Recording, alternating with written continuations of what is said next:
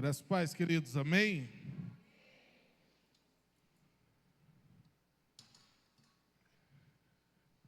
Estou muito feliz de dar início nessa noite.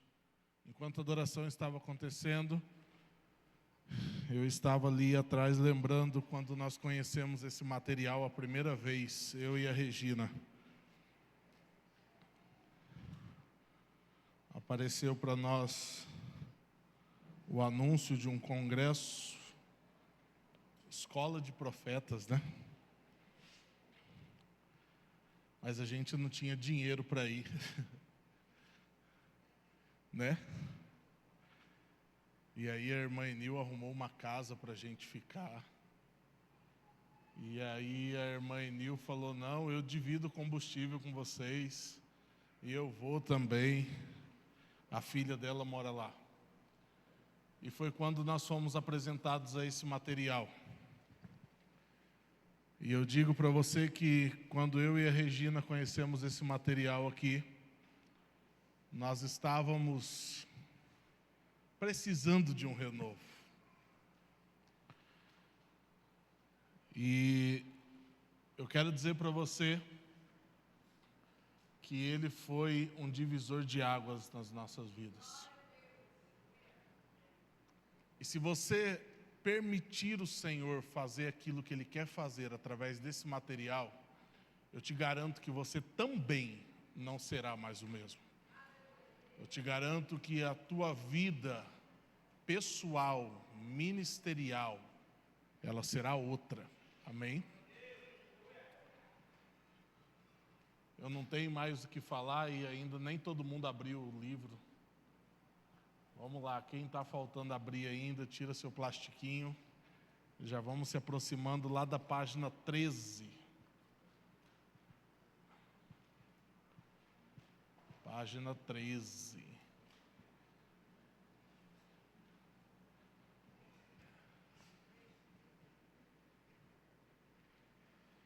Página 13.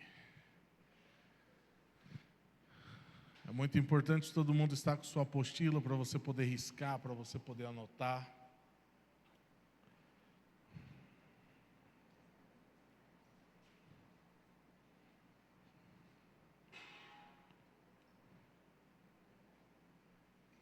Legal. Todo mundo conseguiu abrir? Já achou na página 13? Diga amém. Quem não conseguiu, fala, me ajuda. Vamos lá. É muito importante que você esteja na página correta, porque eu vou ler bastante com você, tá bom? Nós vamos parando e eu vou fazendo a leitura e a gente precisa ler bastante página hoje. Amém? Todo mundo conseguiu encontrar? Eu quero iniciar com vocês o capítulo 1, que fala o propósito do ministério profético. Este capítulo explica como o dom profético no Novo Testamento deve explorar o impacto que a profecia tem sobre a vida das pessoas e identificam os valores fundamentais que devem motivar o ministério profético. Primeiro tópico aqui, ministério profético, em busca do tesouro. Muitos estão familiarizados com Jeremias 29:11, onde Deus diz ao seu povo, porque eu bem sei os pensamentos que tenho a vosso respeito, diz o Senhor, pensamentos de paz e não de mal, para vos dar o fim que esperais. Deus fez essa declaração enquanto eles estavam no cativeiro da Babilônia por 70 anos, porque haviam desobedecidos a Deus. Apesar de seu comportamento, o profeta Jeremias emitiu uma palavra profética encorajadora a eles. Deus muitas vezes usa o ministério profético da mesma forma hoje, apontando para o potencial das pessoas e não necessariamente para a sua condição atual. Eu quero parar aqui nesse primeiro ponto com você. Uma das coisas que nós precisamos e nós vamos fundamentar hoje sobre o ministério profético é que muitos de nós fomos apresentados a um ministério profético que simplesmente acusa as pessoas. Um ministério profético que aponta o erro das pessoas. Um ministério profético que só foca naquilo que é ruim. E O que nós vamos aprender hoje que não é desse jeito. E o primeiro exemplo que nós temos aqui é de Jeremias profetizando para o povo que estava cativo. A situação do povo era uma situação complicada, o povo estava aprisionado por 70 anos, e se fossem os ministérios proféticos que nós conhecemos hoje, muitos estariam falando, vocês estão passando por isso mesmo, porque vocês merecem, vocês isso, vocês aquilo outro, e focando só na parte ruim. Mas o texto vem, a profecia vem e diz assim: porque eu bem sei os pensamentos que tenho a vosso respeito, diz o Senhor, pensamentos de paz e não de mal, para vos dar o fim que esperai. E aqui num parágrafo começa a dizer que Deus hoje, Ele também faz dessa forma. E como que o ministério profético funciona hoje? Você aponta o potencial ou aquilo que está de precioso dentro das pessoas. E por causa desse desvio do ministério profético, muitas pessoas têm medo do profeta, muitas pessoas têm medo de uma igreja profética, muitas pessoas têm medo de uma igreja que eles dizem pentecostal. Por quê? Eles foram ensinados, ou eles aprenderam que o ministério profético e a profecia é somente para revelar pecado e para acusar as pessoas, e não é isso. E continuando a leitura, algumas pessoas infelizmente usam o seu dom profético. Você sempre aonde eu parar a leitura, você marca que eu vou voltar da onde a gente parou, para você não perder, ok? Algumas pessoas infelizmente usam o seu dom profético para expor os pecados das pessoas. No entanto, quando usamos o dom profético para colocar tesouros no interior daquelas que são feitas à imagem de Deus, uma grande mudança começa a acontecer dentro dela. Esta pessoa já não mais verá a si mesmo escravizada à sua identidade ou à circunstância atual, mas em vez disso será apresentada a perspectiva dos céus a seu respeito. Então, o ministério profético, ele vem e ele mostra uma perspectiva da parte do Senhor para a pessoa. Muitas pessoas aqui diz que usam o dom profético para revelar o pecado. E nós já vimos cada culto e cada coisa acontecendo, não aqui, de pessoas que estavam se movendo no profético, expondo as pessoas, revelando o pecado das pessoas. Mas você pode estar, a primeira pergunta que você pode estar fazendo na sua cabeça, pastor, mas no ministério profético, eu não posso falar para a pessoa, Deus não pode mostrar o erro dela, ou Deus não pode mostrar o pecado dela? Pode. Mas a profecia não se fundamenta no pecado e no que tem de ruim. Um exemplo, o Chris Vallotton, quando ele estava ensinando para nós, foi quem escreveu essa apostila, ele disse assim: há uma grande diferença quando Deus fala para você que algo ruim vai acontecer. E ele trouxe um exemplo local deles lá nos Estados Unidos. Um tornado está se aproximando da cidade. Existe uma grande diferença entre você chegar no ministério profético, como um profeta ali, e dizer: olha, povo de Várzea Grande, está vindo um tornado aqui e vai destruir tudo, e vai acabar com tudo, vai morrer muita gente, e vai ser terrível, e vai ser uma destruição total.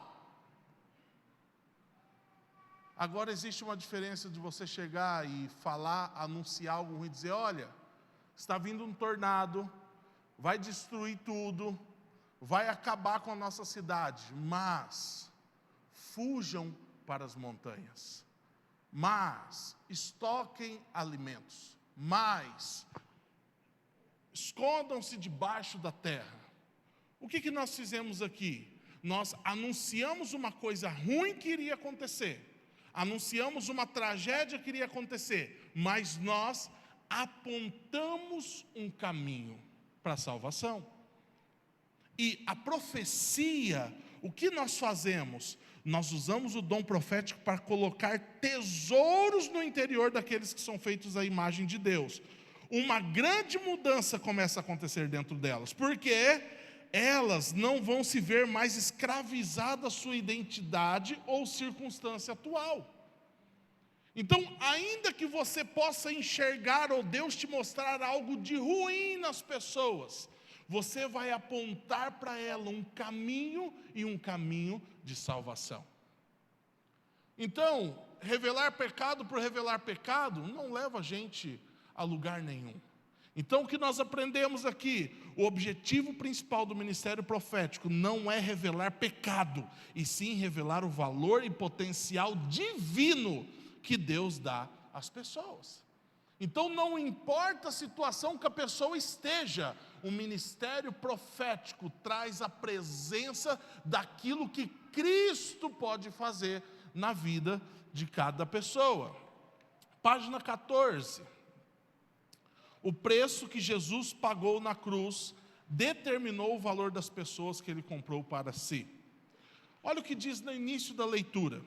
Deus viu algo bom em nós, mesmo quando ainda éramos pecadores.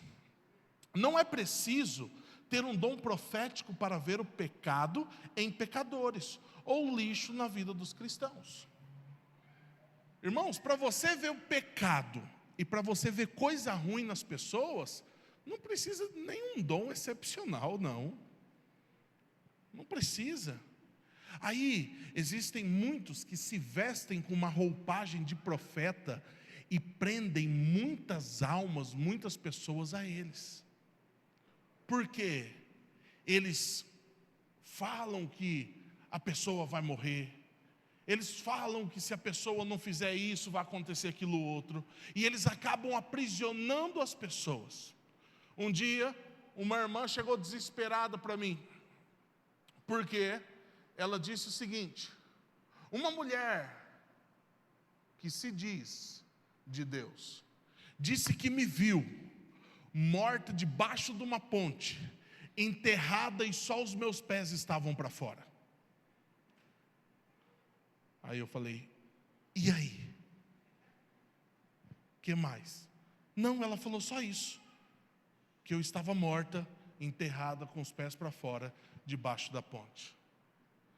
Abre para mim, eu acho que é 2 Coríntios 14, 3, se não for 2 Coríntios, é 1 Coríntios 14, 3. Rapidão.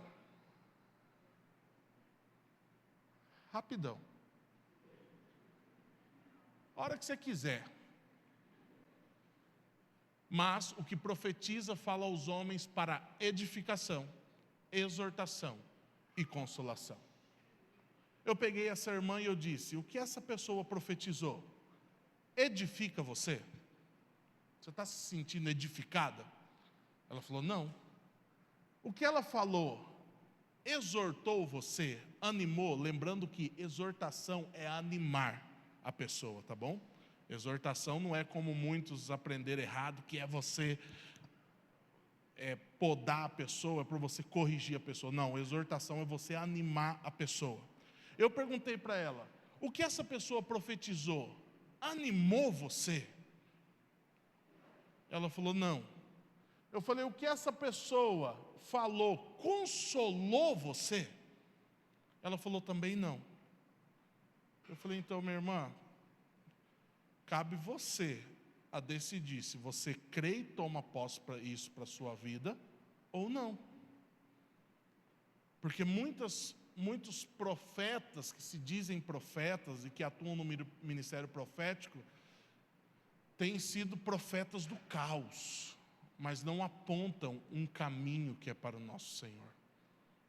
Então, para você ver pecado nas pessoas, para você ver lixo na vida das pessoas, não precisa de nenhum dom especial. Basta você conviver com elas pouco tempo que você já vai saber.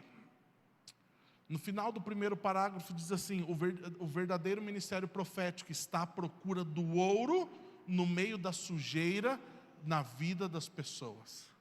Então, o verdadeiro ministério profético, ele está preocupado com os tesouros que estão escondidos dentro das pessoas, e não importa o quão suja seja a vida delas. Não importa quão suja seja a vida delas, porque nós apontamos um caminho. Nós dizemos para as pessoas aquilo que Cristo pode fazer.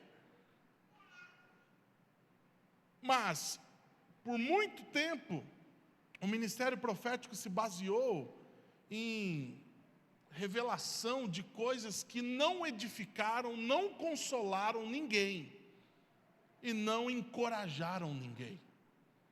Porque ali no texto diz, é edificação, exortação, encorajamento e consolação. Então, hoje você vai aprender, quando alguém vir e liberar uma profecia sobre a sua vida, você coloca esses 3 pilares aqui e vê se testifica com algum deles. Amém? O segundo parágrafo diz assim: o dom de profecia não é simplesmente bater nas costas das pessoas, dizer coisas boas sobre elas mesmas e fingir que não há nada negativo em suas vidas. Em vez disso, as palavras proféticas são tão sobrenaturalmente poderosas que elas realmente podem desenterrar o ouro dos corações das pessoas. Ouro que estará escondido sobre a sujeira de suas vidas. Isso muitas vezes as retira das confusões da vida, livrando-as da culpa, da vergonha e do pecado. Você vê que não está querendo dizer que as pessoas não têm coisas ruins que elas precisam mudar. Mas a palavra profética que nós carregamos da parte de Deus, ela é tão poderosa, mas ela é tão poderosa, que a pessoa, no meio de toda dificuldade, sujeira da vida, ela escolhe abandonar aquilo ali. Então a palavra profética que nós levamos, ela é tão poderosa, que nós vamos anunciá-las, e as pessoas, elas vão querer a Cristo e abandonar as outras coisas. E continuando, o dom da profecia confronta falsas mentalidades e padrões de pensamentos pecaminosos, dando novas opções, que despertam novas realidades na vida das pessoas. Muitas vezes dá início a um novo modo de pensar, de viver, de amar e de se comportar. É isso que a profecia faz. Há 3 anos atrás, quando eu fui para a Casa de Misericórdia, um pastor que nem sabia mais ou menos, um pastor de fora do nosso grupo de discipulado, ele ficou sabendo que eu estava indo para lá.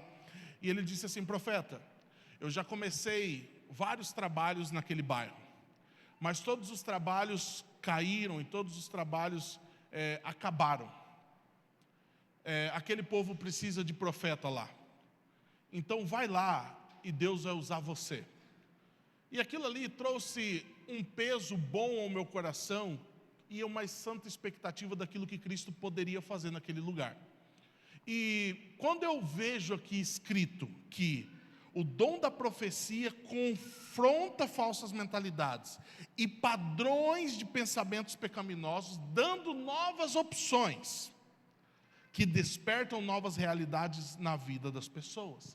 Eu lembro exatamente da Casa de Misericórdia quando eu cheguei lá junto com a Regina. Para você que não sabe, lá nós entregamos cesta básica e sacolões para as pessoas. E quando nós iniciamos, nós tínhamos que todo mês entregar de 20 a 25 cestas básicas para as pessoas. E conforme eu fui convivendo, eu fui vendo que muitas pessoas não precisavam pegar. Elas trabalhavam, elas tinham um recurso, elas não precisavam pegar. Só que eu conversei com uma delas, e ela disse bem assim: não, é porque os meus avós pegavam, e o meu pai também pegava, e por isso eu preciso pegar também. E aí eu lembro que numa quinta-feira eu preguei sobre Jesus e a multiplicação de pães e peixes, e eu encerrava essa pregação dizendo assim: Jesus, ele quer muito mais do que apenas matar a sua fome. Jesus quer te dar vida e vida em abundância. E eu profetizei sobre eles aquela noite. Eu disse que muitos deles iam ter o privilégio de poder ir no mercado com a família, fazer uma compra. E o que nós fizemos através da profecia naquele lugar? Nós apresentamos para as pessoas que existiam outras opções. Não é porque o avô, não é porque o pai fez, eles iam também fazer. E eu lembro até hoje que a irmã Rose foi uma irmã que chegou em mim depois da palavra e disse assim: profeta, a cesta básica que eu recebia, pode dar para outra pessoa, porque eu vou viver isso que o Senhor está falando. E não só essa que eu estou abrindo mão, mas eu vou poder dar outras. A senhora lembra que a senhora falou comigo isso? E a partir daquele dia começou a haver uma mudança de mentalidade ali. Mentalidade. Muitas pessoas começaram a enxergar que Deus quer muito mais do que matar a fome delas. Ele quer dar vida e vida em abundância. Então, o dom da profecia, ele quebra padrões de mentalidade, ele traz nova realidade para as pessoas. A partir de que aliança você está profetizando? Isso é uma pergunta para você. Quando você profetiza, você está profetizando a partir de que aliança? Infelizmente, há muitos cristãos que estão profetizando como se eles ainda estivessem sobre o sistema do Antigo Testamento. Olha o que diz na sua apostila mesmo, Mateus 5, 43 ou 45. Ouviste que foi dito: amarás teu próximo e odiarás o teu inimigo. Eu, porém, vos digo: amai os vossos inimigos, bendizei os que maldizem, fazei bem os que vos odeiam, e orai pelos que vocês maltratam, pelos que vos maltratam e vos perseguem, para que sejais filhos do vosso Pai que está nos céus, porque faz que o seu sol se levante sobre maus e bons, e a chuva desça sobre justos e injustos. Você já notou que foi Deus quem disse: amarás teu próximo e odiarás o teu inimigo? É isso mesmo. Sobre a velha aliança, foi Deus quem realmente enviou os filhos de Israel para a terra prometida e ordenou a Josué matar todo mundo na terra. Era o genocídio dos gentios. Na antiga aliança, página 15, bem no topo, na antiga aliança, o seu amor por Deus era medido pelo seu ódio por aqueles que odiavam a Deus. E aqui vai começar a citar o exemplo, por que no final do primeiro parágrafo aí, por que Davi matou Golias? Porque os filisteus eram inimigos de Deus. Numa primeira leitura parece ser uma boa história, até que você lê considerando o que Davi estava fazendo, matando pessoas que não amavam a Deus. Golias e os filisteus eram os homens maus porque não amavam a Deus. Na verdade, o primeiro rei de Israel, Saul, foi removido de seu reinado porque estendeu sua misericórdia a um rei que foi condenado à morte. Às vezes tentamos ignorar estas realidades, mas é muito importante para nós lidarmos com elas de uma forma saudável, a fim de fazer uma comparação adequada entre a realidade da antiga e da nova aliança. A nossa forma de entendermos a nova aliança irá determinar o nosso conceito de profecia no Novo Testamento. A antiga aliança ensinou a amar o próximo, odiar o seu inimigo. Por outro lado, o mandamento do Novo Testamento é amar a todos, mesmo as pessoas que não nos amam e que não amam a Deus. Então aqui ele trouxe uma comparação do que foi dito na antiga aliança e do que foi falado na nova aliança, tá bom? O verdadeiro ministério profético está à procura do ouro no meio da sujeira na vida das pessoas. Lembre-se, o profético comunica o amor de Deus para as pessoas. Se estamos profetizando a partir de uma perspectiva da antiga aliança, vamos lançar palavras de condenação e julgamento. Uma vez eu fui pregar numa igreja e eu li esse texto de Coríntios aqui, 14:3. E aí eu fui embora, porque quando você prega na igreja dos outros, você prega e vai embora. O pastor, na outra reunião do discipulado: olha, os profetas lá da igreja ficaram indignados com você. Falei: por quê? Porque você falou que a profecia é para encorajar, é para consolar. E eles perguntaram quando que eles vão corrigir as pessoas. Olha que maravilha. Eles ficaram bravos porque eles queriam corrigir as pessoas. Eles queriam julgar as pessoas. Eles queriam apontar o dedo para as pessoas. É porque eles estão com a ótica da antiga aliança. Então eles querem condenar, eles querem a morte, eles querem que acabe com tudo. Só que Cristo veio. Eu também já quis. Ainda quero de vez em quando. De vez em sempre. A gente está com raiva de alguém. Nada com fogo do céu não resolvesse. Alguns ursos famintos. Um dia eu falei para a Regina, não precisava nem ser um urso. Uma onça pintada da nossa já estava bom. Pegando esse abençoado. Mas Cristo veio para trazer salvação. E nós que nos movemos no profético, anunciamos isso e apontamos o caminho. Os profetas da antiga aliança julgaram cidades e nações. Daqui para frente agora, se você quiser ir grifando e marcando, ele vai fazer um resumo da profecia na antiga aliança. Os profetas da antiga aliança julgaram cidades e nações. Este foi o mandato profético no sistema anterior. A moral do Antigo Testamento era de que não poderíamos ser bons o suficiente para entrarmos no céu. Precisávamos de um Salvador. Este é o motivo pelo qual tudo o que vemos sobre a antiga aliança é por vezes muito severo. A severidade da lei nos confrontava com a gravidade do pecado e, mais uma vez, quão desesperadamente a humanidade precisava de um Salvador. O pecado é tão grave que merece juízo. Daí a razão pela qual as vozes proféticas sobre a antiga aliança muitas vezes lançavam palavras de julgamento.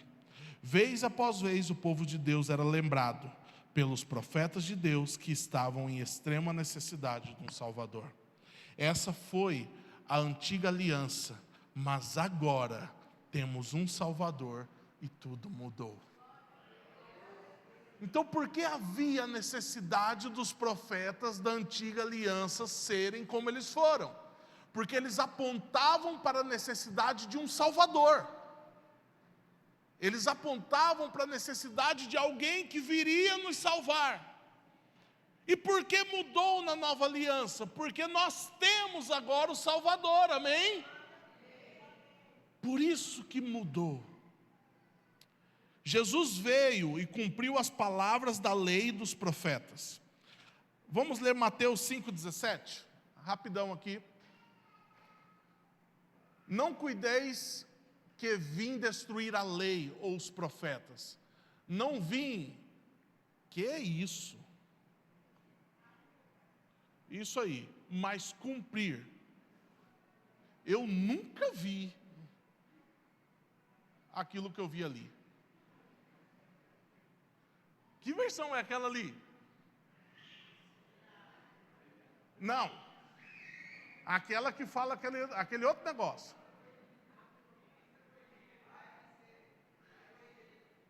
É a primeira vez que eu vi aquilo ali. Você fica lendo revista atualizada demais, NAA, você não vê. Rapaz, parecia o nome de algum... Não, esquece. Deixa quieto. O propósito da profecia no Novo Testamento é que iremos encontrar tesouro debaixo das sujeiras na vida das pessoas. Jesus levou os nossos pecados, levou a nossa vergonha, foi condenado para que não precisássemos ser condenados. As coisas mudaram e, como resultado, nossa forma de aproximação mediante o ministério profético é muito diferente debaixo da nova aliança. As coisas mudaram, queridos. E nós precisamos usar o ministério profético para apontar para Cristo. Nós precisamos usar o ministério profético para que as pessoas conheçam a Cristo e a obra redentora que Cristo fez na cruz. encontrando tesouros na vida de pecadores. Paulo diz em 1 Coríntios que a profecia revela os segredos do coração dos descrentes. Mas, 1 Coríntios 14, 24 e 25 diz assim: mas se todos profetizam e em algum indouto ou infiel entrar, de todos é convencido, de todos é julgado. E, portanto, segredos do seu coração ficam manifestos. E assim, lançando sobre o seu rosto, adorará a Deus, publicando que Deus está verdadeiramente entre vós. Observe nessa passagem que a pessoa recebe a palavra profética, ela não se arrepende, mas lançando sobre o seu rosto, adorará a Deus. A maioria das pessoas sabe o que está errado com elas, mas ignoram a grandeza que Deus colocou no interior delas. Muitas pessoas, elas sabem que elas estão erradas, irmãos. Muitas pessoas, elas sabem os problemas que elas enfrentam. E sabe por que para muitas pessoas nós somos chatos pra caramba, os crentes? Porque a gente, ao invés de trazermos uma outra perspectiva, nós vamos e falamos as mesmas coisas que elas já sabem. Em janeiro, para o início de fevereiro, nós estávamos no Nordeste, nós fizemos um culto lá, mas rapidamente algumas pessoas já se levantaram e falaram assim: olha, o pessoal que veio aqui fazer um culto, eles só brigam com a gente, falam da gente, falam disso, fala daquilo outro, e fala disso, fala daquilo outro. Fica tranquilo, nós não vamos fazer nada disso. O culto foi num bar, o bar estava fechado nesse dia, foi tranquilo. O culto foi uma bênção. E o que nós fizemos? Anunciamos a Cristo. Anunciamos o que Cristo pode ser e pode fazer na vida das pessoas. A profecia foi usada sim, fazia 2 anos que não chovia. A apóstola nos reuniu no final e ela profetizou chuva. E depois de 2 anos que não chovia, as chuvas começaram a acontecer e sempre estão mandando para nós vídeos da chuva caindo lá. O que nós fizemos? Nós apontamos para Cristo, aquilo que Ele é e aquilo que Ele pode fazer na vida e através da vida de cada uma daquelas pessoas. Então, você não tem que ser mais uma pessoa a apontar o dedo para as pessoas e falar o que está de errado. Quer dizer, pastor, que eu não posso fazer isso? Se Deus te conduzir a fazer isso, certamente Ele vai te conduzir a apontar um caminho de saída para a pessoa também. Certamente. E no meio desse parágrafo, depois ali do texto de Romanos 3:23, diz assim: a profecia traz às pessoas a revelação da glória que Deus atribuiu a cada uma delas. Então a profecia, ela aponta para aquilo que Cristo colocou e o que Cristo pode fazer em cada uma delas. Jesus morreu por nossos pecados para que pudéssemos realmente entrar na revelação da sua glória. Muitas vezes as pessoas pensam erroneamente que quanto mais insistem sobre o pecado e o lixo na vida de alguém, mais inclinado o pecador estará para se arrepender e voltar-se para Deus. Olha que importante isso, e você deveria grifar isso daí. Muitas vezes as pessoas pensam erroneamente que quanto mais insistem sobre o pecado e o lixo na vida de alguém, mais inclinado o pecador estará para se arrepender e voltar-se para Deus. Tem irmãos que acham que quanto mais eles acusarem, mais eles falarem, mais eles apontarem o dedo, mais essas pessoas vão estar perto de se encontrar com o Senhor. E não é. Por isso que vira e mexe tem alguém puxando faca para um crente. Tem alguém ameaçando dar algumas bordoadas em alguns crentes. Eu lembro até hoje, o dia que, quando eu casei com a Regina, aí quando você casa, tem aquele primeiro tour pela parentela. E aí era o tour pela parentela dela. Sabe aqueles almoços comprido que começa às 8 da manhã? Vai. E a gente foi do Didi Mocó. E eles estavam lá. E eles descobriram que nós éramos pastores. E eles olhavam um para o outro e falavam: olha, pastor, nós vamos tomar agora um uísque com gelo de água de coco. Falava: muito bem, pode tomar. E eles tinham bebido a noite inteira, estavam ruins, e eles botaram culpa na azeitona do petisco. E eles começaram ali, e eles olhavam um para o outro e falavam: não dou 4 horas da tarde para esse pastor estar tomando todos com nós. Eu falei: coitado. Nunca tive nem vontade de experimentar nada desses troços. Agora a coquinha gelada a gente treme de vez em quando. E eu podia ser muito chato e começar a apontar o erro deles ali. Eu podia começar a apontar o pecado deles ali. Só que o que nós fizemos? Nós ficamos numa boa. Eles já sabem que eles precisam mudar de vida. Eles já sabem que aquilo ali não é felicidade. Porque embora eles fazem barulho, eles gritam, eles dão risada, no olho deles você vê que eles não estão felizes. Nós podíamos fazer muita coisa, achando que se apontasse o erro, eles iam se aproximar do Senhor. Não, ficamos tranquilos. Pouco tempo depois eu estava servindo uísque para eles no copo. Eu estava na casa deles. Mas a gente precisa de uma oportunidade. E a oportunidade é sempre na hora que vai orar pela comida. Pode fazer uma oração? Aí na oração a gente descasca eles, estou brincando. Senhor, estou aqui no meio de pecadores. Estou brincando. Não faça isso.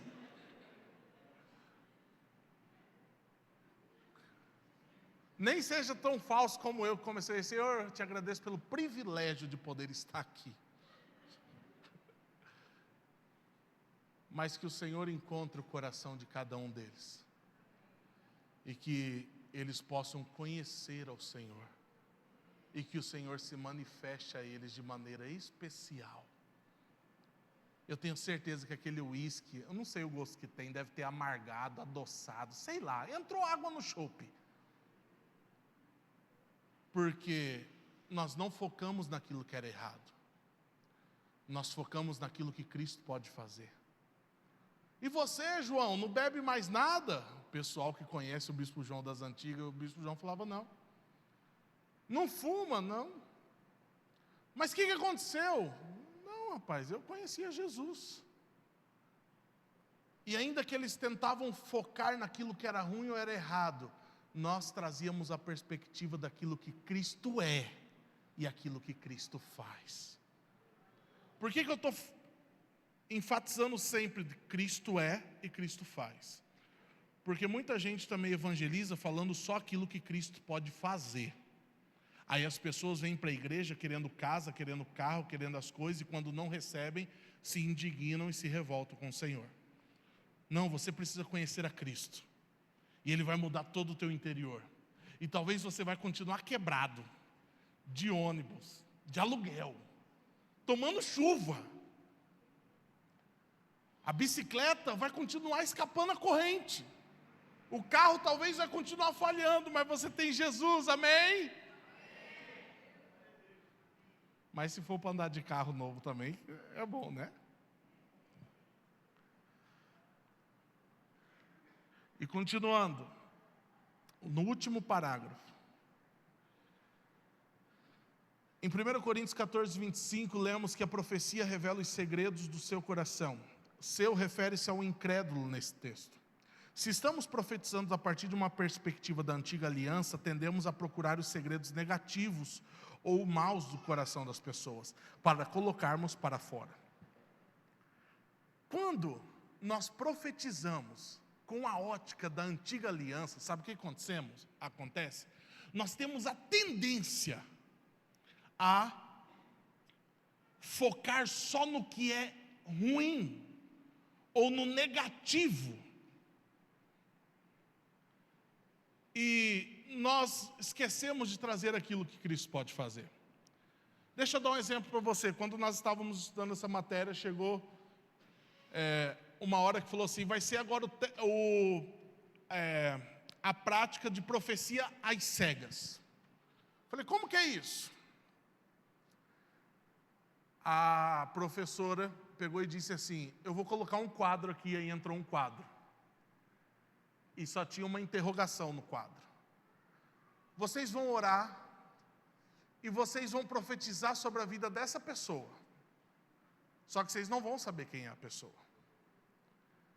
Irmãos, nessa escola é um ambiente tão profético e tão poderoso que eu já comecei a ver um homem.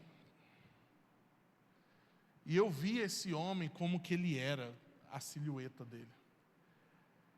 E o meu coração começou a se compadecer dele e um amor começou a encher o meu coração. E agora vocês vão escrever sobre esse homem a profecia. E eu coloquei, a primeira coisa que veio assim, ele é incompreendido, ele é sozinho, ele não tem com quem contar, ele não tem com quem se abrir e tal. Quando eu me vi, eu estava chorando por cima do caderno, por aquela pessoa que eu nem sabia, nem vi ela. Agora vocês vão profetizar vendo a pessoa, acabou. Outra pessoa, tá bom? Aí a professora falou, é outra pessoa. E colocou a foto. Sabe quem apareceu? O Kim Jong-un, o presidente da Coreia do Norte. Quando eu vi ele, eu botei o capacete da antiga aliança, não foi nem o óculos. Eu entrei rasgando nele. A hora que eu vi a cara dele, eu falei, esse daí, ele é orgulhoso. E fui fazendo. Ele é isso, ele é aquilo outro. E todas as coisas que eu acho dele, eu fui colocando. E aí, a folha não deu. Virei, falei, não, esse daí eu vou e eu entrei na antiga aliança de cabeça. Só que eu fiquei curioso para saber quem que era o primeiro, porque o primeiro eu estava com o coração queimando por ele. De amor. Fiz até uma oração, mestrão. Senhor, se o Senhor me permitir ver essa pessoa. Ela falou, agora nós vamos mostrar quem é a primeira pessoa. Adivinha quem era a primeira pessoa? Era o meu querido Kim Jong-un. Era ele. Indignei. Falei, como que pode um negócio desse? Foi interferência do mal. Foi interferência do mal. Não era o Senhor nisso, não era, né? E aí foi nessa que a professora pegou nós aqui nesse trecho que nós acabamos de ler.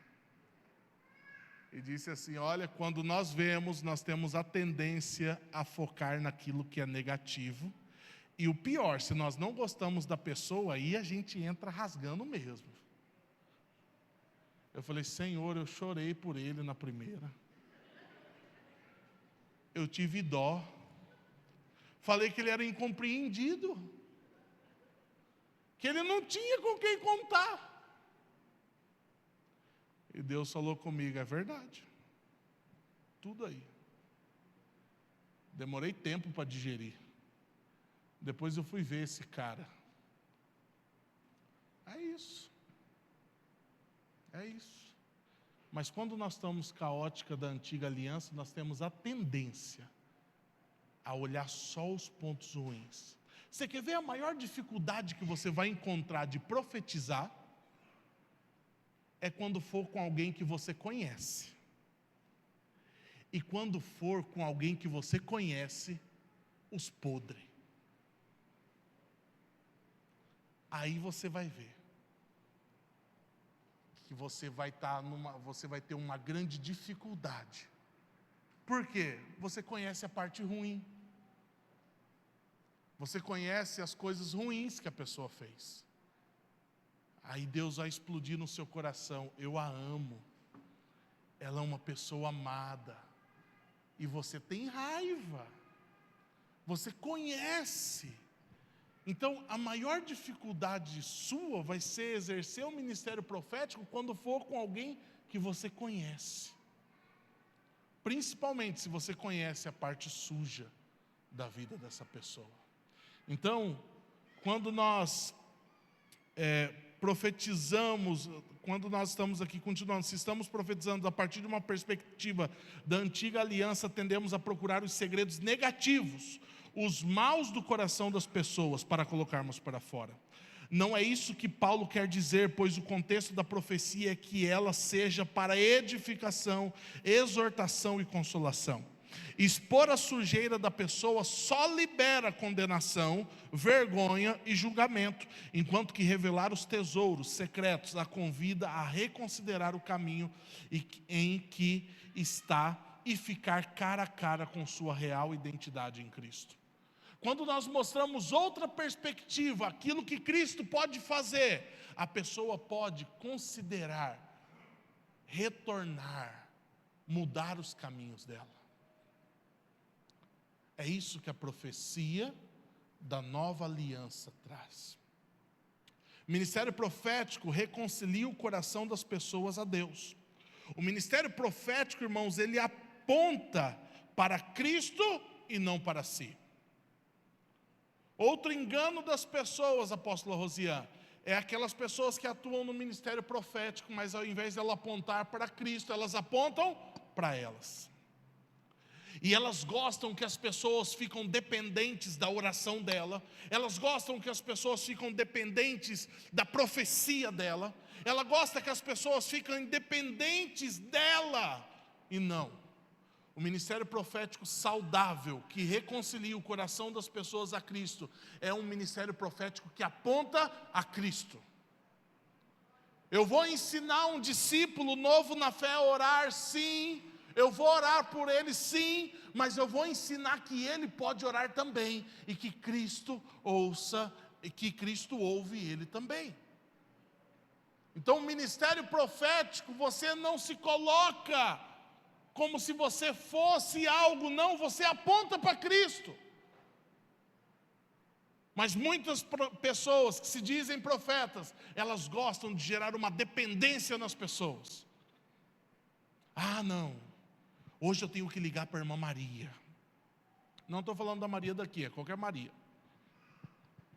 Hoje eu tenho que ligar para a irmã tal, porque ela vai trazer uma profecia. Eu lembro até hoje que quando eu fui nessa escola de profeta a primeira vez, eu achei que ia ser aquela escola de profeta daquele jeito. Chofar para cima,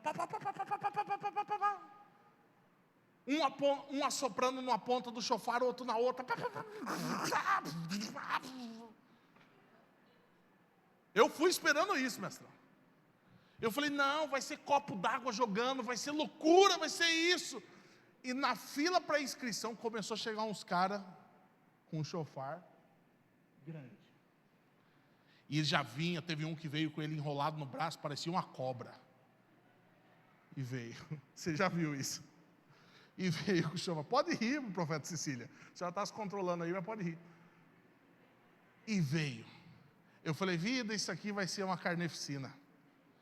Isso aqui vai ser uma loucura. E o Chris Valentin foi o primeiro a pregar. E ele tem até um chofarzinho aqui, ó.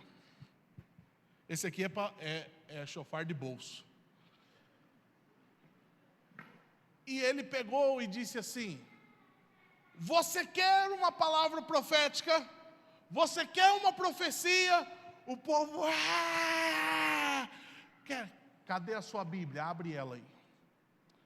Aí eu vi que um povo já foi, já arrancaram a bandeira da cabeça.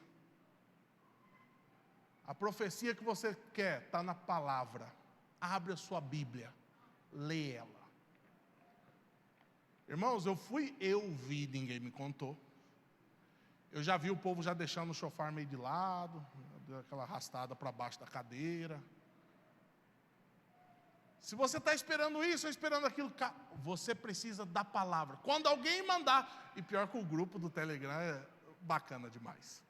Quem está no grupo sabe. Não é grupo da igreja, é quem for da escola. Enquanto ele pregava que quando uma pessoa chegar em você, eu quero uma palavra profética, manda ela ler a Bíblia. E a gente entrava no grupo do Telegram na hora. Alguém tem uma palavra profética para mim? Eu falei, puxa vida, essa pessoa certamente não está assistindo o que ele está pregando aqui agora. E as pessoas, não. Ele trouxe ali fundamento. E ele ensinou às pessoas o caminho que elas precisavam.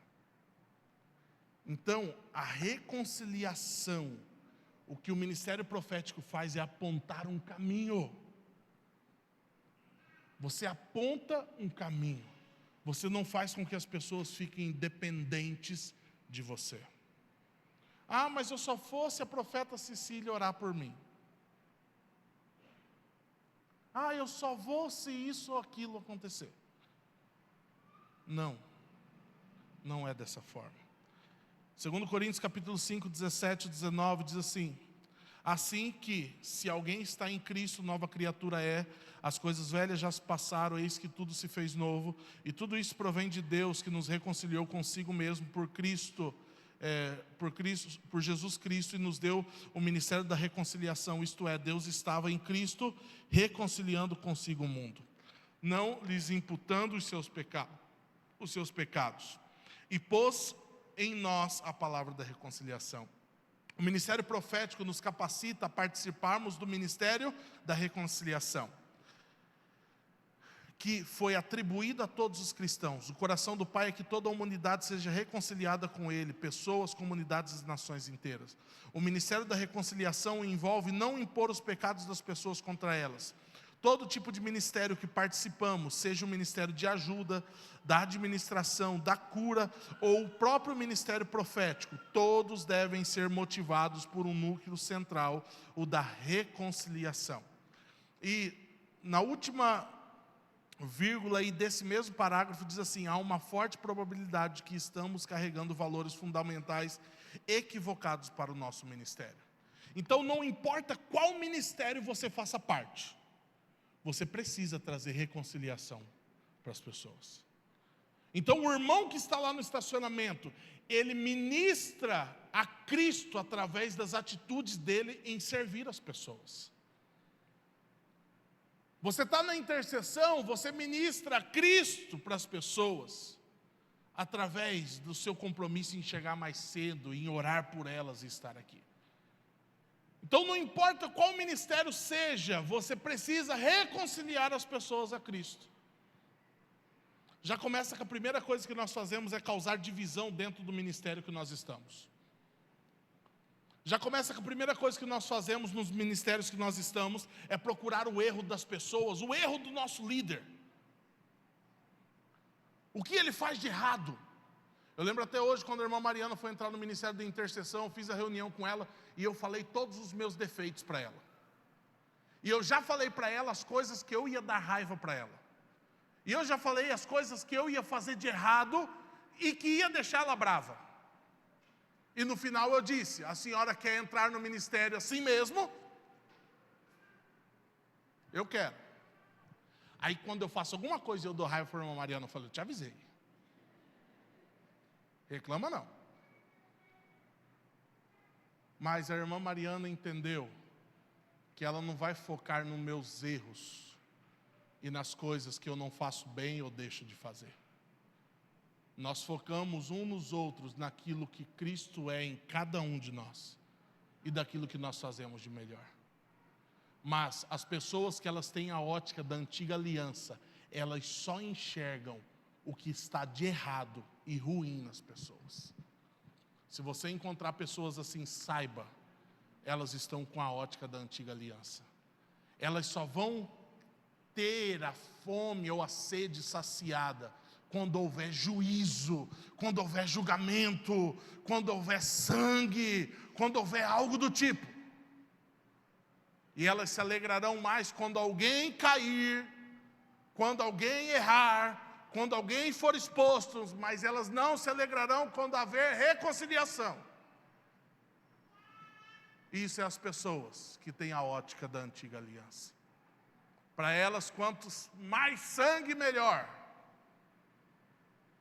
Enquanto outros procuram reconciliar uns aos outros, enquanto outros procuram fazer aquilo que é bom perante ao Senhor.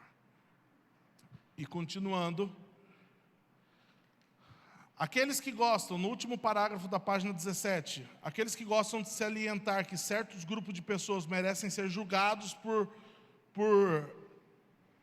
causa dos pecados, muitas vezes irão desafiar o ministério da reconciliação. Não há dúvidas de que o pecado merece ser julgado e que a Bíblia deixa muito claro que existe o dia do juízo. Mas o que me preocupa é que muitos parecem ter esquecido de que todos nós entramos no reino através das obras de Jesus. E agora, essas pessoas querem que todo o restante do mundo entre no reino através das suas próprias obras. Sempre que você estiver com raiva de uma pessoa por aquilo que ela está fazendo, lembre-se de onde você saiu. Lembre-se o que você já fez na sua vida. Lembre-se disso. Ah, mas tal fulano está fazendo isso, aquilo, outro. Lembre-se a peça rara que você era antes de se converter. Lembra da raiva que você já deu para outras pessoas. E agora você é o super santo, ninguém pode errar com você. Pense nisso. Ministério profético dos últimos dias, aqui fala o texto de Atos 2,17, é o texto que fala nos últimos dias, cita Joel, diz que o meu espírito derramarei sobre toda a carne, vosso filho e vossa filha profetizarão, tudo mais, esse texto vocês conhecem. O segundo parágrafo diz assim: o apóstolo Pedro conecta o último dia do derramamento do Espírito Santo com filhos e filhas profetizando, e ainda define esse acontecimento como sendo o grande e glorioso dia do Senhor. Os últimos dias começaram no dia de Pentecostes e têm continuado desde então. Para profetizarmos no Espírito certo, temos que reconhecer a diferença entre os últimos dias, no plural, e o último dia, singular. Mesmo que a diferença pareça ser bastante pequena, isso faz toda a diferença no mundo, na forma como nos aproximamos das pessoas mediante o ministério profético.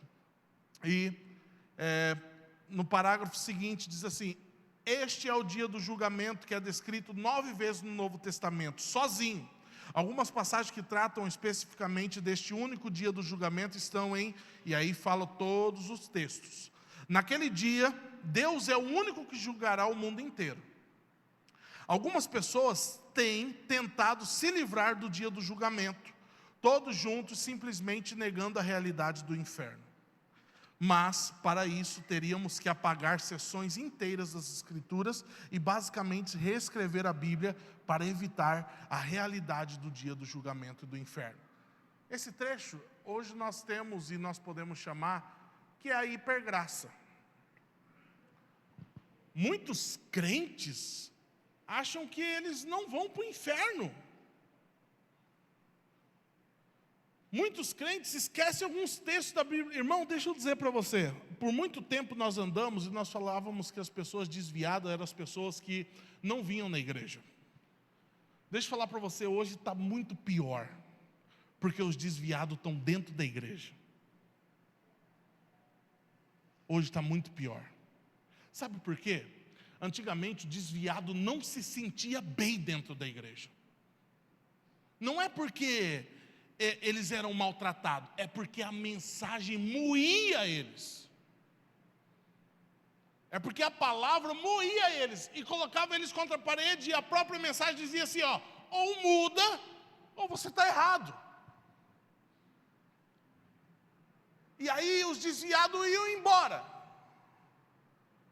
Só que hoje, o evangelho que tem sido anunciado, ele é tão gostoso, ele é tão tranquilo, ele é tão cremoso, que os desviados estão se sentindo bem demais dentro da igreja. Eles aprontam a semana inteira, e no domingo eles postam assim, dia de agradecer, e eles estão nos cultos. Olha que massa. E eles estão achando que eles são salvos. E eles estão achando que eles são de Deus, porque eles estão nos cultos.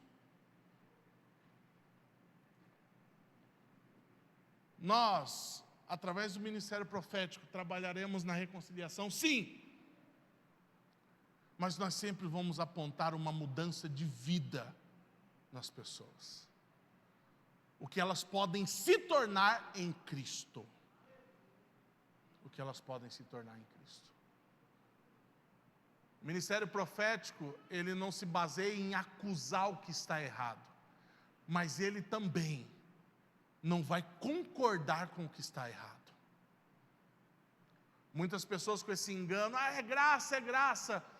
Irmãos, talvez muitos de vocês que estão sentados aqui, vocês têm tolerado coisas que vocês não precisam tolerar.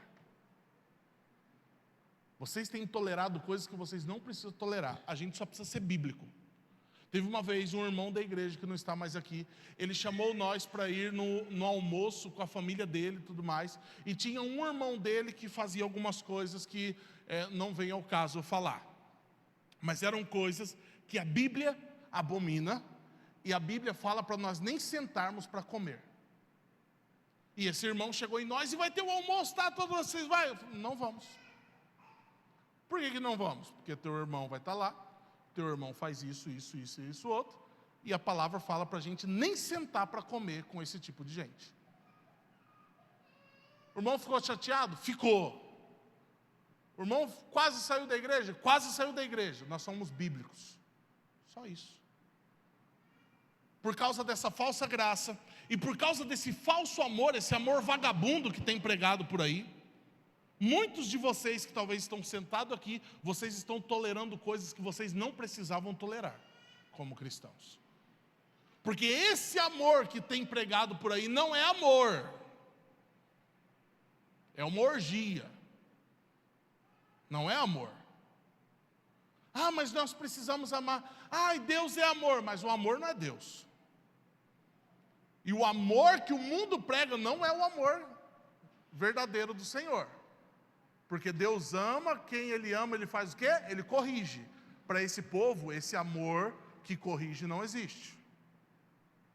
Então, eu já vou te avisando, vão te convidar para a celebração de casamento, que você sabe que você não deve estar.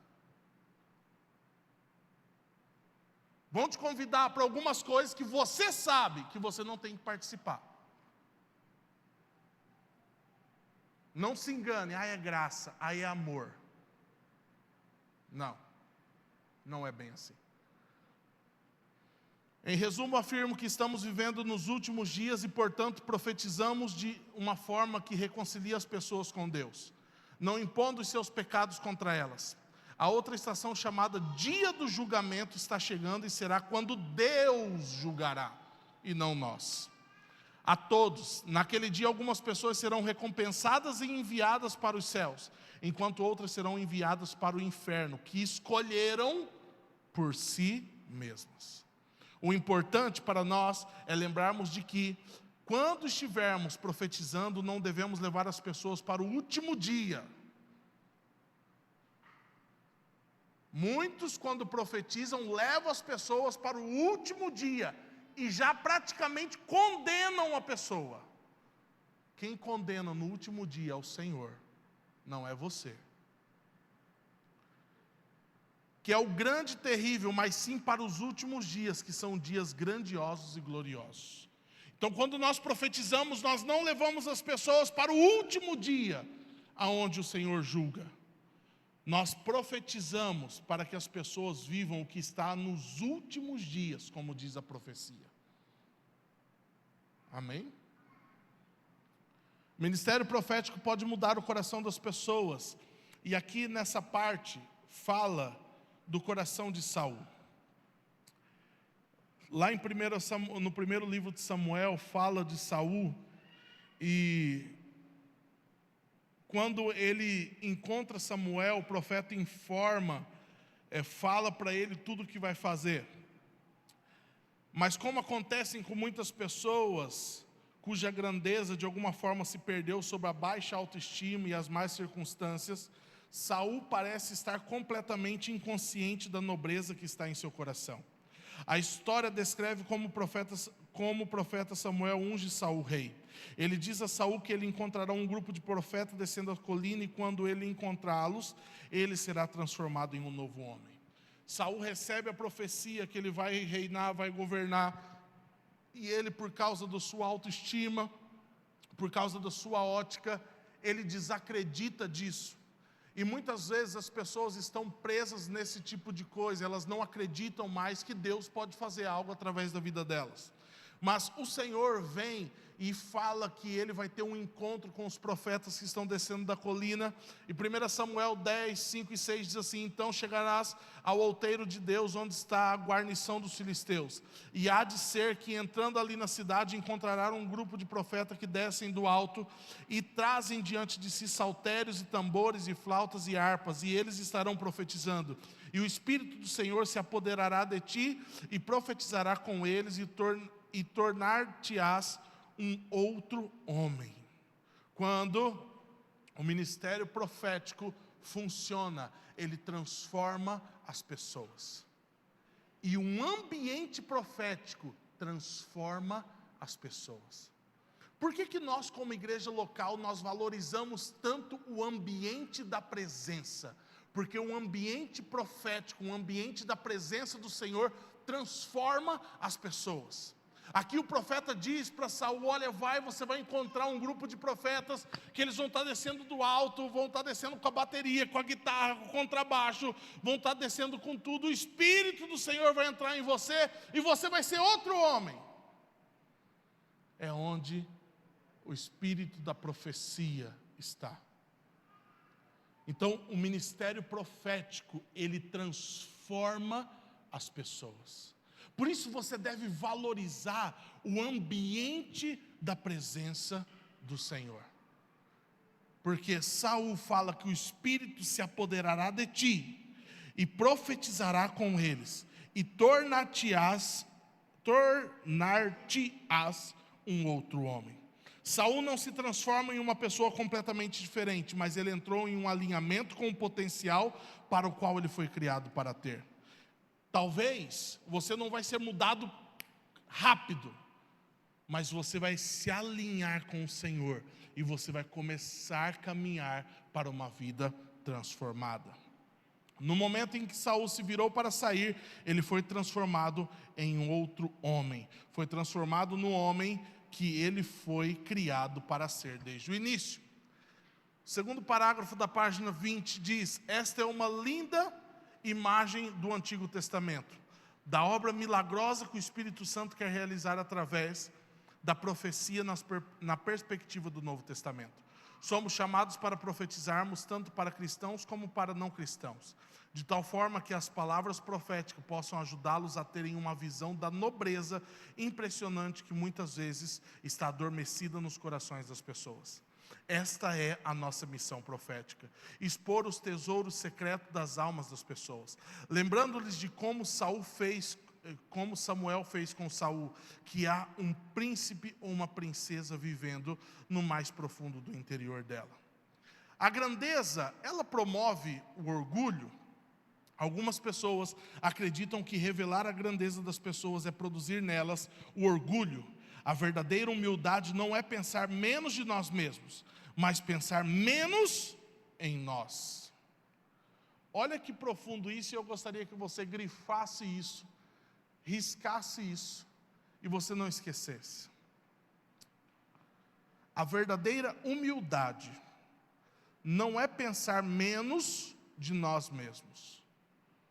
Muitas pessoas acham que humildade é ficar pensando coisas horríveis delas mesmas, é ficar diminuindo elas mesmas.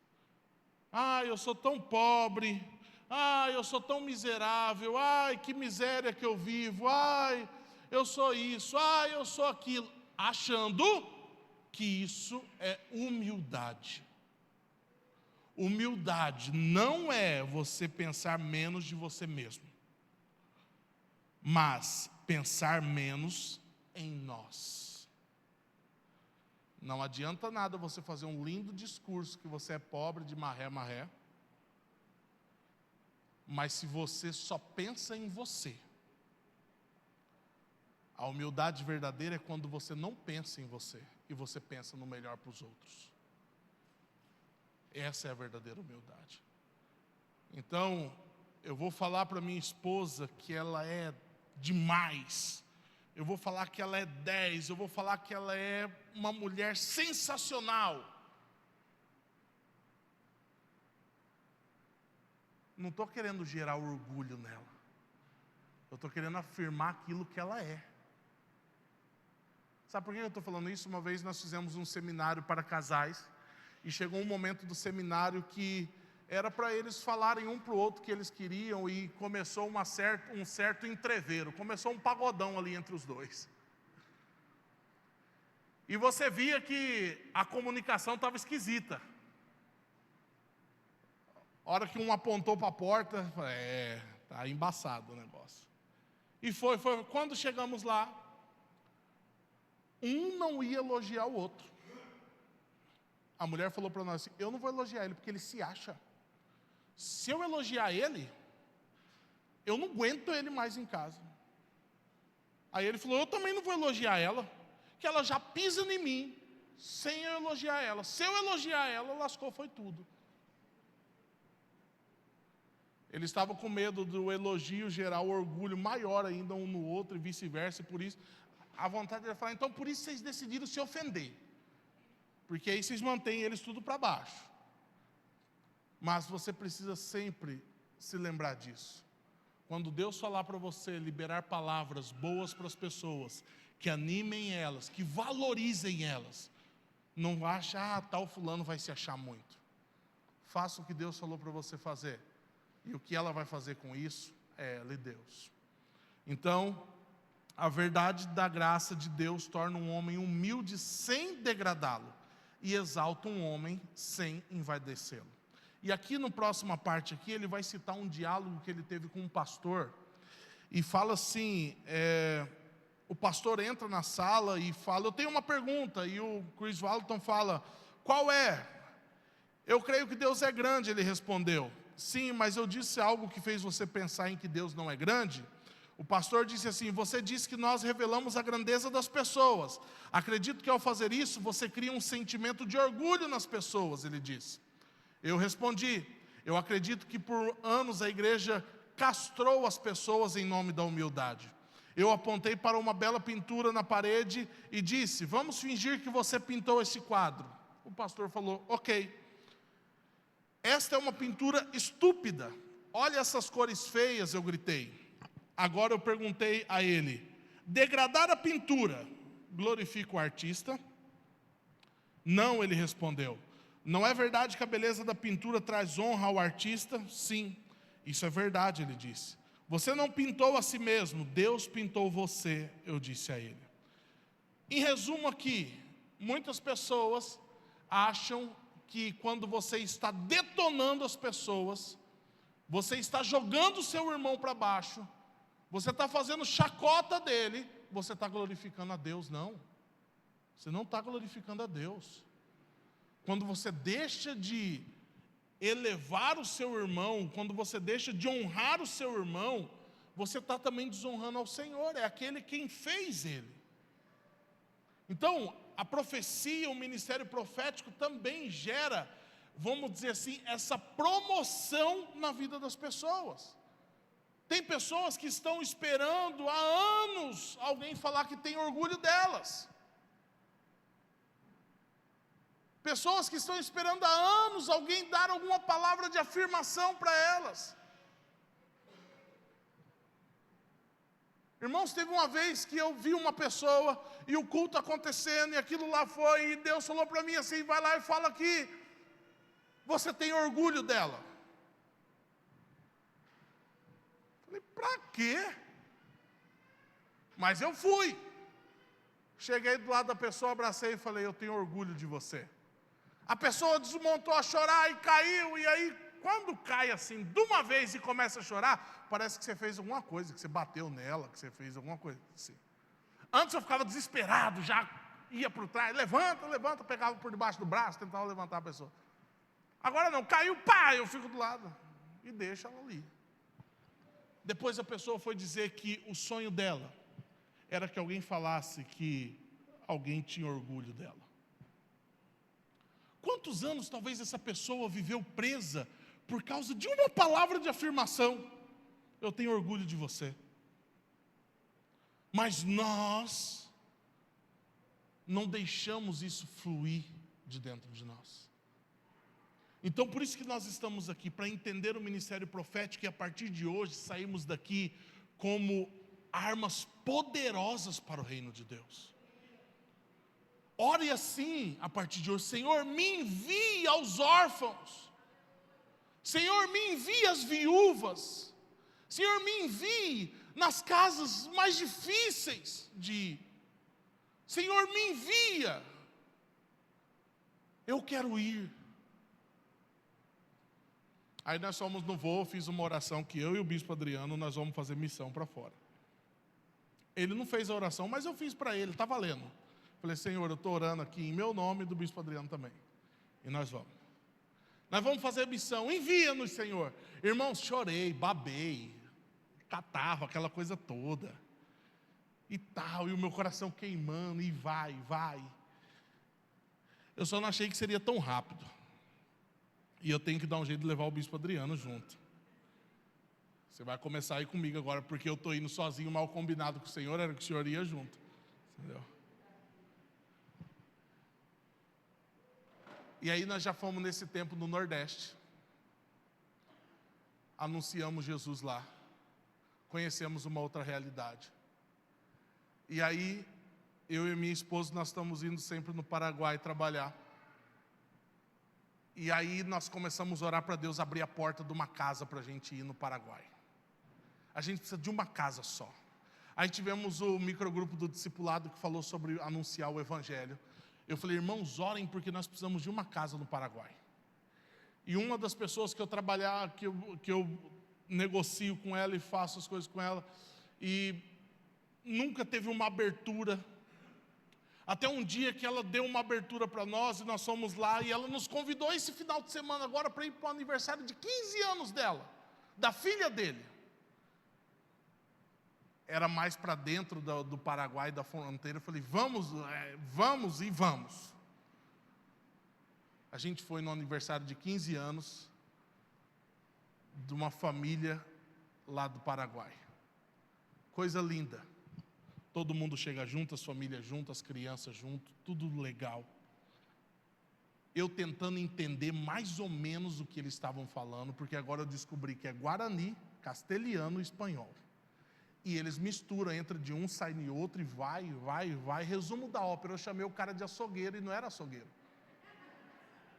Ele contou alguma coisa e ele falando que ele tinha uma equipe, tal. Eu falei: Falei: vida, ele tem uma equipe que vende carne, ele é açougueiro. Falou: não, açougueiro não. Eu falei: o que você é? Eu não sei por que eu entendi que ele era açougueiro, mas na verdade ele tinha uma equipe, ele era garçom. E eles serviam. E por algum motivo eu entendi que era açougueiro.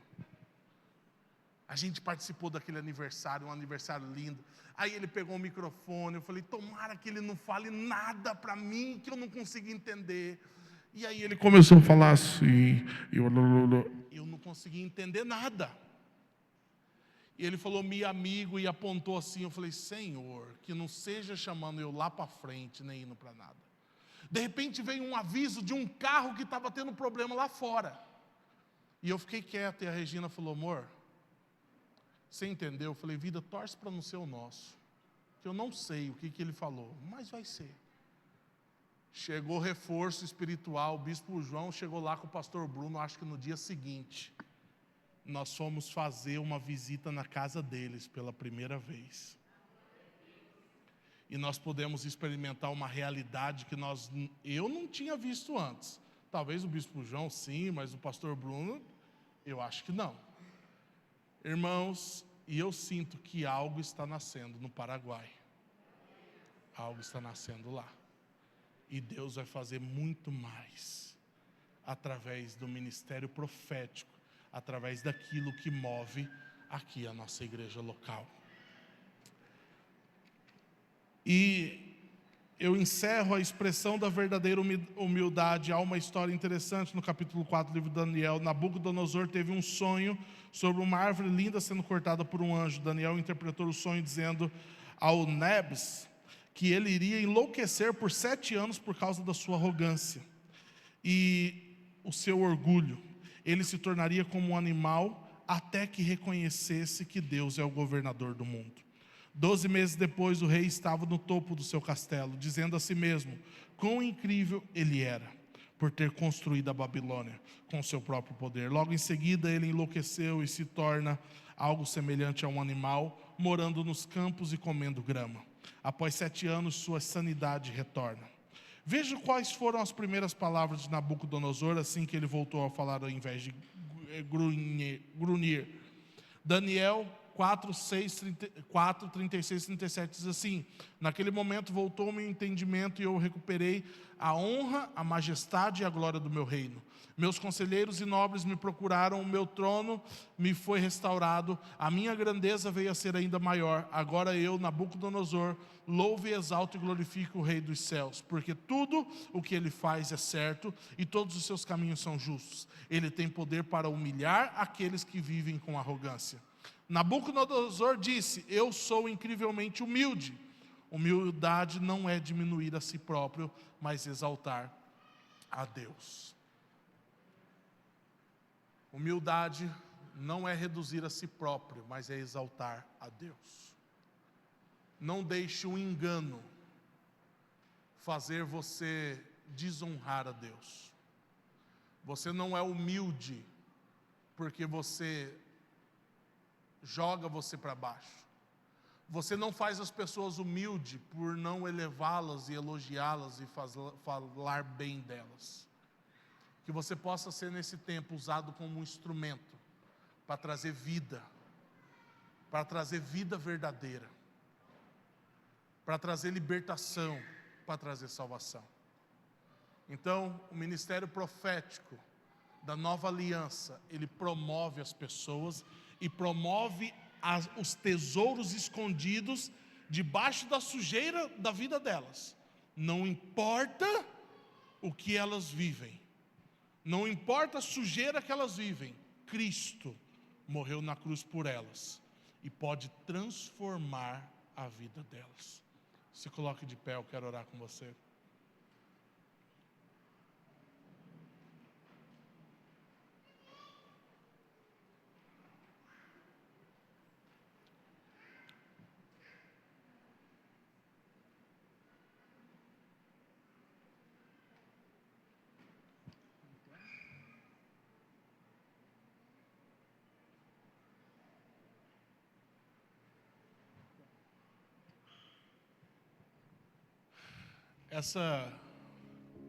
Essa família que a gente visitou lá no Paraguai, o chão da casa deles é terra batida. Não tem contrapiso, não tem nada, é um chão batido. Eles moram na frente de um cemitério e o cemitério não tem muros. E é assim, pertinho. E eles falam que no tempo da Covid eles tiveram que ir embora, porque lá as pessoas iam morrendo e não tinha caixão. Então a retroescavadeira ia fazendo buraco e eles iam jogando as pessoas, ia cavando buraco e jogando as pessoas. Então era uma cena muito forte para eles verem. Então eles preferiram trancar a casa, preferiram ir para a chácara. E irmãos, quando eu falo que é bem perto do cemitério, é como se esse irmão que está aqui, levanta a mão assim, querida. Aqui é o cemitério, aqui é o portão da casa deles. E está tudo aqui, os buracos que só foram tampados mais ou menos. E a menina fez um aniversário de 15 anos, ela completou 15 anos. E ela veio na maior das alegrias mostrar para nós que o que ela tinha ganhado de 15 anos. E ela ganhou de 15 anos um galo. E ela veio mostrar um galo, aquele pequenininho, bonitinho, que eu não sei o nome. Garnizé. Ela veio mostrar esse galo. E quando nós vimos a realidade daquelas pessoas e o que serviram para nós, uma mandioca e uma sopa paraguaia, que é como se fosse uma torta ou um bolo sequinho assim. E serviram o tereré, a água gelada ali com a erva. E começou a chover, não, vamos para ali, para a varanda. E eu dei uma olhada mais ou menos dentro da casa e era só um chão batido assim. E na noite anterior Deus mostrou para mim um sapato. E eu falei, eu não sei o que eu vou dar de presente. E lá na cerimônia dos 15 anos, tem a troca dos sapatos, onde o pai troca o sapato da menina, que ela está entrando para a vida adulta. Quando eu vi, eu estava chorando.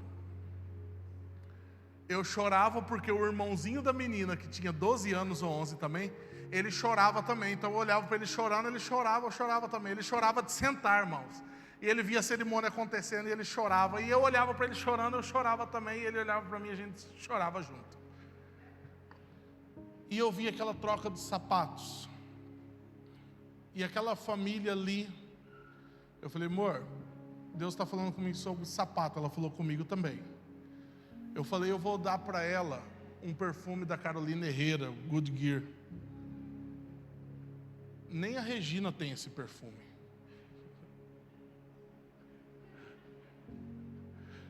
Nem a Regina tem esse perfume. Eu falei, mas eu vou dar esse perfume para ela. É aquele perfume do sapatinho, para os mais entendidos aí. E eu falei, eu vou dar esse perfume para ela. E eu não sei o que vai acontecer. Nós fomos lá e nós pegamos o perfume, nós colocamos ali de presente. E nós não compramos brinquedos lá. E naquele dia nós compramos brinquedo. As crianças, regalo. Elas acharam que nós levamos presente para todo mundo. Ainda bem que tinha brinquedo, slime, um negocinho no carro. E a gente foi dando ali, distribuindo para aquelas crianças. E foi uma festa. E a Regina, quando deu o perfume para a menina, disse assim, esse é o primeiro de muitos que você vai receber.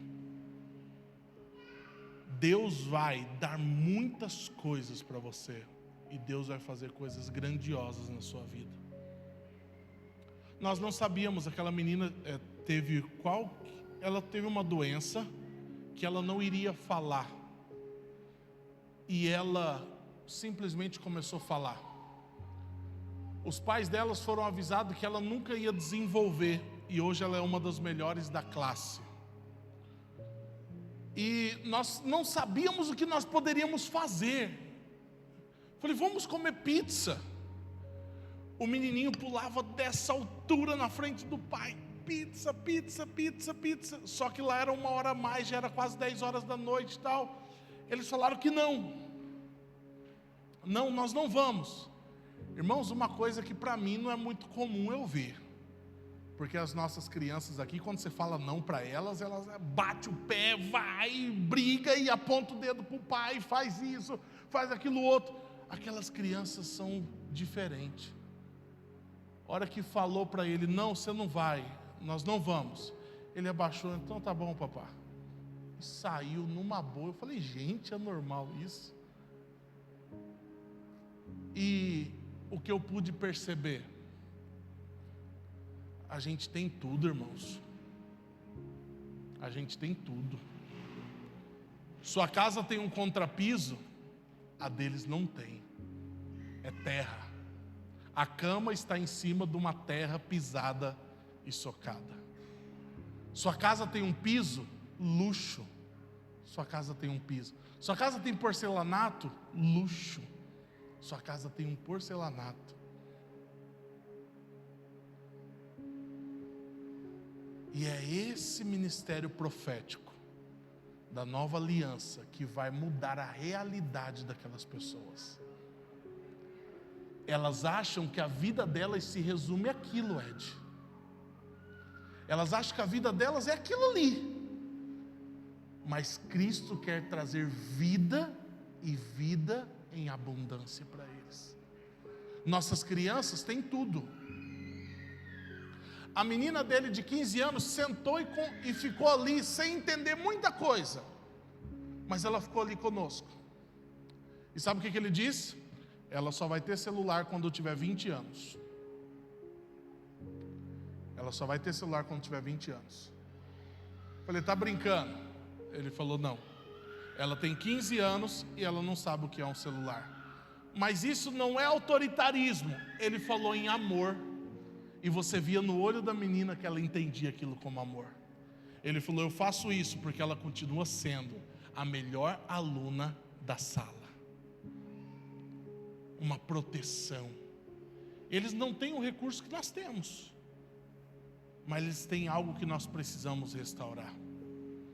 Eles têm algo que a gente precisa. Mas nós carregamos algo que eles não têm. Os campos estão brancos, mas os trabalhadores são poucos. Então a sua oração, irmãos, você não está aqui para um treinamento para o ministério profético, só para você fazer live no Instagram e as pessoas assistirem que vocês vão estar revelando metade da profecia. Se você quer o restante, faz o Pix. Não. Você vai estar recebendo o treinamento profético e a sua oração vai ser, Senhor, envia-me a mim. Envia-me ao órfão. Envia-me à viúva. Senhor, eu irei. E eu falo brincando assim, colocando o bispo, irmãos, mas eu tenho convicção que eu irei. Eu tenho convicção que os meus dias aqui estão contados. Porque eu irei. Eu irei. Eu irei. Deus, eu apresento a vida dos teus filhos que aqui estão. Que a partir desse congresso que se inicia hoje, eles possam conhecer qual é a boa, a perfeita e agradável vontade do Senhor. Que dos nossos corações venham surgir, envia-me e eu irei. Que dos nossos corações venham surgir um fogo pelas missões. Que o ministério profético da Nova Aliança seja restaurado em nossos corações. Perdoa-nos pelas vezes que nós olhamos as pessoas pela ótica da antiga aliança e nós focamos somente nas coisas negativas, mas Senhor, coloca em nós hoje a ótica da Nova Aliança. Que nós possamos ser usados para promover as pessoas e encontrar tesouros nas pessoas, Senhor. Nós não queremos, Senhor, mais espantar as pessoas, mas nós queremos reconciliar as pessoas com o Senhor. Usa-nos, Senhor, de maneira poderosa. Usa os meus irmãos que aqui estão. Revistam eles na força do poder do Senhor e que nesse final de semana eles venham absorver e crescer e avançar naquilo que o Senhor tem para eles, Senhor. Em nome do Senhor Jesus, que o Senhor envie-os de volta para casa, assim como o Senhor os trouxe. Que eles possam ter uma noite de descanso abençoada pelo Senhor, Pai. Em nome de Jesus. Aplauda o Senhor Jesus bem forte. Amanhã, rapidinho um recado aqui. Amanhã nós iniciamos às 14h30. Eu quero dar uma dica para você. Amanhã provavelmente nós teremos microgrupos para compartilhar as respostas que tem no final de cada capítulo. Pastor, alguém vai falar se está errado ou está certo? Não. Separe um tempo amanhã para você responder do jeito que você conseguir. E nós vamos compartilhar juntos, vamos ouvir uns aos outros para crescermos juntos. Amém? Guilherme tem um recado aqui para encerrar.